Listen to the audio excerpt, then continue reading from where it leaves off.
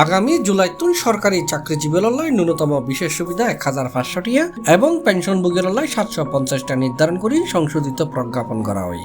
একই সঙ্গে এমপিওভুক্ত শিক্ষক কর্মচারী যৌথ বাহিনীর নির্দেশাবলীর আওতায় বেতন ভাতা ও পেনশনভোগী ও জুডিশিয়াল সার্ভিসের বিশেষ সুবিধার আওতায় অন্তর্ভুক্ত করে পৃথক ৩ প্রজ্ঞাপন জারি করা হয়। সোমবার অর্থ মন্ত্রণালয়ের অর্থ বিভাগ এসব প্রজ্ঞাপন জারি হয়েছে।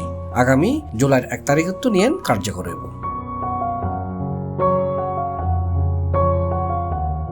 অর্থ উপদেষ্টা ডক্টর সালাউদ্দিন আহমেদের বাজেট ঘোষণার পরদিন জুনের ৩ তারিখ সরকারি চাকরিজীবীর বিশেষ সুবিধার প্রজ্ঞাপন জারি করে অর্থ বিভাগ। এই প্রজ্ঞাপনে থোয়া হই গ্রেড ৭১, গ্রেড ৯ পর্যন্ত ১০% এবং গ্রেড ১০ ২০ পর্যন্ত ১৫% হারে বিশেষ সুবিধা দিয়ে হইব।